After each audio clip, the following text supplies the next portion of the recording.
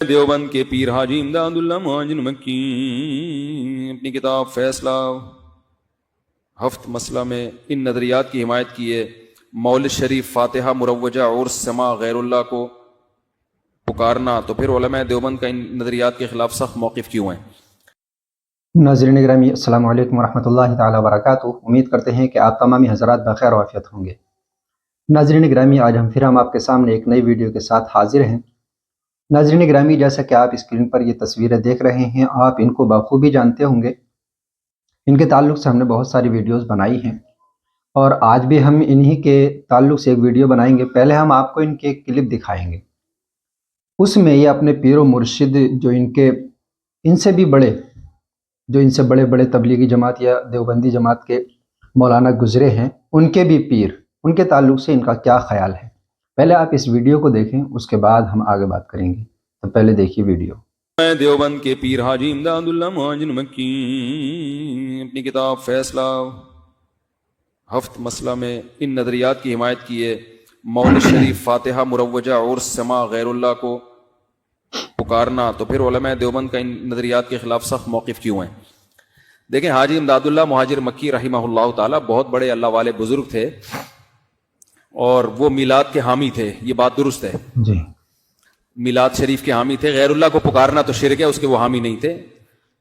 وہ پکار جو اسباب سے ہٹ کر ہو، ان کی شاعری میں جس پکار کا ذکر ملتا ہے وہ اسباب سے ہٹ کے والی وہ نہیں ہے، تو لیکن ہم اس کے بھی قائل نہیں ہیں، کیونکہ شرک کا دروازہ بہرحال اس سے کھلتا ہے۔ کیونکہ ایک عام آدمی کو کیا پتا یہ اسباب کے تحت پکارنے کی بات کر رہا ہے یا اسباب سے ہٹ کے بات کر رہا ہے۔ تو وہ جو اس کے قائل تھے، تو یہ انہوں نے سوال پوچھا کہ پھر علماء دیوبند ان کو اپنا پیر و مرشد کیوں مانتے ہیں؟ دیکھو، وہ اللہ والے بزرگ تھے تو ان سے اللہ سیکھنے کے لیے علماء ان سے بیعت ہوئے تھے، باقی مسائل میں ان کو فالو ہم نہیں کرتے۔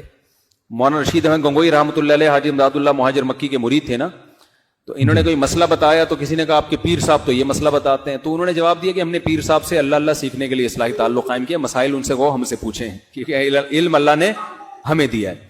تو بعض دفعہ کوئی بزرگ ہوتے ہیں لیکن مسائل میں ان کو مہارت نہیں ہوتی، تو ہاں بزرگ جو میں نے صحبت کی بات کی نا بیان میں، سخی کے ساتھ رہیں گے تو سخاوت آئے گی، تو اللہ والوں کے ساتھ رہیں گے تو کیا آئے گا دل میں؟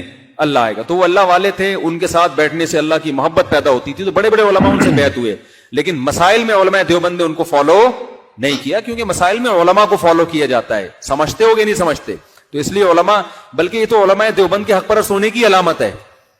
یہ جو لوگ کہتے ہیں نا علماء دیوبند شخصیت پرست ہوتے ہیں، اگر شخصیت پرست ہوتے تو حاجی امداد اللہ مہاجر مکی جو ان کے پیر تھے ان کی بات مانتے اور میلاد شریف کی قائل ہوتے نا، تو یہ خود اس کی علامت ہے کہ علماء دیوبند شخصیت پرست نہیں ہے، انہوں نے اپنے پیر کی بات بھی نہیں مانی۔ صحیح ہے، ان کا دلیل کیا ہے اس کی؟ سمجھتے ہو؟ اور میں ایسی بہت ساری آپ کو حوالے دے سکتا ہوں، میرے پیر و مرشد کے کیا رائے ہے اور میں نے اس سے اختلاف کیا ہے، اس لیے کہ ہماری نظر میں وہ موقف دلائل کے لحاظ سے کمزور تھا۔ آپ کو میں حقیقت حلفیہ یہ کہہ سکتا ہوں، آپ کو شخصیت پرستی علماء دیوبند، جو صحیح علماء دیوبند ہیں، وہ شخصیت پرستی سے بالکل پاک ہیں، اور جو لوگ کہتے ہیں نا ہم شخصیت پرستی ہم میں نہیں ہے، میں 20 مثالوں سے ثابت کر سکتا ہوں ان سے بڑا شخصیت پرست دنیا میں کوئی نہیں ہے۔ یہ صرف لیبل لگانے والے لوگ ہیں، عملی زندگی میں یہ شخصیت پرست ہیں، یہ کبھی اپنے کسی باپ کی غلطی کو غلطی نہیں کہتے، 2 اور 2 4 کی طرح بھی ثابت ہو جائے تو ہم تو فوراً مان لیتے ہیں۔ ہمارے اپنے شیخ نے اصل فتاوی میں مسائل لکھے، ہم نے ان پہ رد کیا کہ یہ مسئلہ ٹھیک نہیں ہے۔ ہمارے ہاں تو 20 مثالیں ہیں اس کی۔ تو یہ لوگ ہیں شخصیت پرست، سمجھتے ہو کہ نہیں سمجھتے؟ ہمارے ہاں تو اتنی کہ المہند المفند جب لکھی تو مولانا خلیل احمد سہارنپوری نے یہ لکھا کہ اس کے چند مسائل ایسے ہیں، اس میں اگر کوئی اختلاف کرتا ہے تو ہمیں اس پہ بھی اعتراض نہیں ہے۔ سمجھتے ہو؟ وہ تو اس کو بھی کہہ رہے ہیں کہ یہ ہماری رائے ہے، کوئی اس سے انحراف کرے تو بھی ٹھیک ہے۔ تو شخصیت پرست تو یہ ہو گئے نا۔ اور کمال کی بات ہے، دلائل کے لحاظ سے وہ علماء دیوبند کے عقائد مضبوط ہیں جی، دلائل کے لحاظ سے جو ہے نا، اگر قرآن و سنت کے دلائل اور اجماع امت کے دلائل میں پیش کرنا شروع کر دوں تو وہ دلائل مضبوط ہیں۔ اس کے باوجود بھی ظرف رکھ رہے ہیں کہ اگر کوئی یہ عقائد نہیں بھی رکھتا تو بھی کیا ہے، ٹھیک ہے۔ وہ جو ہے نا قبر کی مٹی عرصے افضل، آپ دلائل کی دنیا میں تو بھی ہم تو گئے نہیں ہے نا، ابھی تو ہم انہی میں لگے ہوئے تھے کہ فیس ٹو فیس دلائل ریکارڈ کرواؤں گا، پھر آپ بولو گے یار یہ بالکل صحیح ہے، پھر بھی ظرف رکھ رہے ہیں کہ اگر کوئی عقیدہ نہیں رکھتا تو بھی ہمیں اس سے کوئی اعتراض نہیں ہے۔ تو یہ ظرف آپ کو علماء دیوبند میں ہی ملے گا، باقی چورن منجن بیچنے کی باتیں جو ہے نا وہ تو لیبل لگا کے اچھے لیبل آپ یہ جماعت المسلمین والے ہیں نا، کہتے ہیں ہم شخصیت پرست نہیں ہے. ایک جماعت مسلم 35 سال کے بعد جماعت المسلمین چھوڑ کر آیا، کہہ رہے خدا کی قسم آپ لوگ ابو حنیفہ کی ایسے تقلید نہیں کرتے جیسے یہ لوگ اپنے امام کی تقلید کرتے ہیں. ہر الٹے کام کو نا سیدھا کرنے کا اسکرو پانا لے کے انہوں نے ٹھیکہ لیا ہوا ہے. کہہ رہے میں اس لیے چھوڑ کر آیا. سب مقلد ہیں یہ لوگ.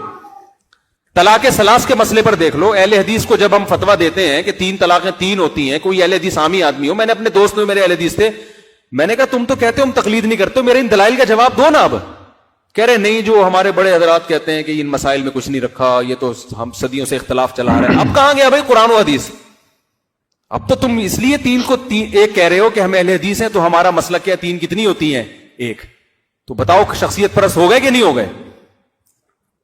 تو آپ دیکھ لو اہل حدیثوں کو، میں نے بہت سو کو اپنے کلپ بھیجے، ان کو میں نے اپنے حوالے دیے، نہیں پیچھے ہٹتے وہ اپنی رائے سے. جس نے 3 دی ہوئی ہیں صحیح ہے نا، وہ نہیں پیچھے ہٹے گا، وہ کہے گا جی ہمارا مسلک ہے. دلائل کی دنیا میں خاموش ہو جاتے ہیں. علماء سے بھی میری بات چیت ہوئی ہے، نہیں ہٹتے پیچھے. بھائی یہ سب لیبل ہیں کہ ہم سب شخصیت پرست ہیں. بات ہے کس شخصیت کو فالو کر رہے ہیں. اگر کوئی مجتہد ہے، اچھا کہتے ہیں ہم نبی کو فالو کر رہے ہیں، واضح حدیث آتی ہیں مگر نبی کو فالو نہیں کر رہے ہوتے. بس اسی بات میں جو آپ کے مسلک کی تائید ہو رہی ہے. مقلد کم از کم یہ مانتا ہے کہ میں ابو حنیفہ کو فالو کر رہا ہوں لیکن امام شافعی کو بھی درست سمجھتا ہوں. کوئی ان کو فالو کر رہا ہے، کوئی بات نہیں، رائے کا اختلاف ہے. تو یہ شخصیت پرستی ہوئی نہیں ہوئی نا جب آپ نے ظرف بڑا کر لیا. یہ کہتے ہیں ہماری جو رائے ہے وہ ٹھیک ہے، اس حدیث کی کوئی دوسری تشریح کرتا ہے وہ غلط ہے. سمجھتے ہو؟ من کان لہ امام فقراءۃ الامام لہ قراءۃ، یہ صحیح حدیث ہے، البانی نے صحیح کہا. جس کا امام ہو، امام کی قراءت مقتدی کے لیے کافی ہے. آپ پیش کریں نہیں یہ والی نہیں وہ والی حدیث. بھائی حدیث تو پیغمبر کی حدیث ہے یار، ہم اس کو فالو کر رہے ہیں، تو آپ کو کیا مسئلہ ہے اس میں؟ نہیں وہ ایک دم دیکھو، ایک دم جو ہے نا ایک دم ایسے چہرے کے تغیرات. شافی لوگ ہمارے ساتھ بہت ٹائم گزرا، وہ حدیث پیش کرتے ہیں، ہم جب ان کے سامنے حدیث پیش کرتے ہیں کہتے ہیں ٹھیک ہے بھائی یہ بھی مضبوط دلیل ہے، ٹھیک ہے یہ بھی وہ بھی رائے ہے یہ بھی رائے ہے، تو آپ اس کو فالو کر رہے ہیں، اس کو وہ بٹا ختم کر دے گا، اس کا ظرف کیا ہوگا؟ بڑا. لیکن جب آپ مذاہب اربعہ سے ہٹتے ہو تو ظرف تنگ ہونا شروع ہو جاتا ہے. میں ہی ٹھیک ہوں، میں شخصیت پرست نہیں ہوں، حالانکہ یہ بھی شخصیت پرست ہے اور اس کو جو فالو کر رہا ہے وہ بھی شخصیت پرست ہے. تو یہ ایسا ہوتا نہیں ہے، یہ سب لیبل لگے ہوئے ہیں، سمجھتے ہو؟ اور میں بتاؤں میں نے اپنے شیخ سے کتنی چیزوں میں مخالفت کی ہے، حالانکہ ہماری کیا اوقات ہے، ہماری کیا اوقات ہے. ہمارے شیخ نے اپنے شیخ سے کتنی چیزوں میں اختلاف کیا. تو ہمارے ہاں تو مجلس تحقیق جب ہوتی ہے نا، دلائل سے بحث چلتی ہے، تو اس میں یہ نہیں آتا کہ حضرت جی نے کیا کہا ہے، صحیح ہے نا، اس میں دلائل کی بات ہوتی ہے. کبھی آؤ مجلس تحقیقات میں بیٹھو تو پتہ چلے گا. سمجھتے ہو کہ نہیں سمجھتے؟ وہ آئے نا وہ پتہ چلے گا. سبھی لطیفہ یاد آ رہا ہے. اب وہ کہا نا کہ ابا بیٹا گھر نہیں جاتا تھا نا، اسکول نہیں جاتا تھا، بیٹا تمہیں پتا ہے علامہ اقبال کون ہے؟ کہتا پتا نہیں. قائد اعظم کا پتا ہے کیا کون ہے؟ کم وقت اسکول جاؤ تو پتا چلے نا. تو بیٹا کہتا ہے ابا آپ کو پتا ہے وسیم کون ہے؟ نہیں. ستار کا پتا ہے؟ ابا گھر میں رہو تو پتا چلے. جی ناظرین اکرام، یہ ویڈیو آپ نے دیکھی، اس ویڈیو کو دیکھ کر ایک شاعر کا مجھے شعر یاد آ گیا. شاعر کہتا ہے کہ ہنسی آتی ہے مجھ کو حضرت انسان پر، ہنسی آتی ہے مجھ کو حضرت انسان پر، خود گناہ کرتا ہے لعنت بھیجتا ہے شیطان پر. تو ان کا وہی حال ہے. یہ کہنا یہ چاہتے ہیں کہ ہم جب اپنے ضد پر آ جاتے ہیں تو ہم کسی کو نہیں مانتے. ہمارا مقصد صرف لوگوں کو گمراہ کرنا ہے، ہم اس مقصد سے پیچھے نہیں ہٹ سکتے. ان کی باتوں کا مطلب تو یہی نکلتا ہے، جب یہ اپنے پیر و مرشد کو بھی نہیں مان سکتے. یہ کہہ رہے ہیں کہ انہیں جو پیر بنایا تھا وہ اس لیے بنایا تھا کہ ہم ان سے اللہ اللہ سیکھیں، لیکن مسائل میں ہم ان کے مسائل جو ہمیں بتائیں گے ان کو ہم نہیں مانیں گے. جب آپ اللہ اللہ ان سے سیکھیں گے تو اس کا مطلب ہے کہ آپ سے کچھ آتا ہی نہیں تھا. پھر انہوں نے جب آپ کو اللہ اللہ سکھا دیا تو پھر آپ ان کے بھی خلاف ہو گئے.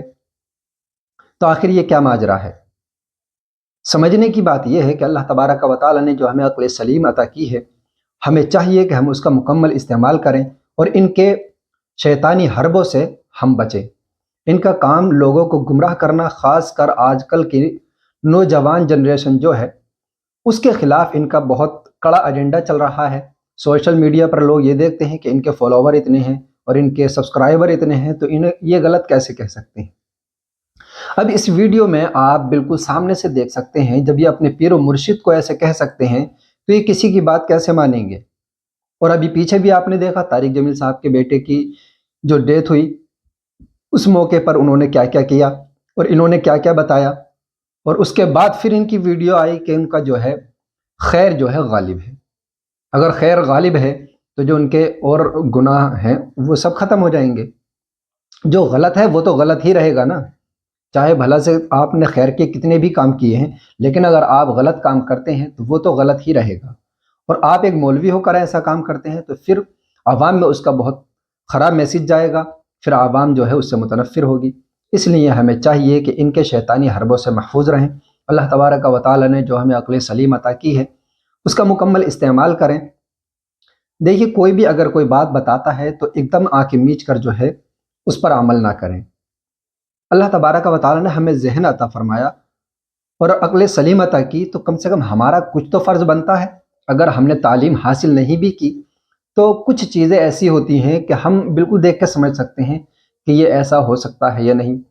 अगर थोड़ा सा भी आपके दिल व दिमाग में कोई बात ऐसी आती है तो आपको चाहिए कि आप किसी दूसरे मौलवी से भी जो है उसकी तहकीक करें, उसके बाद उस पर अमल करें।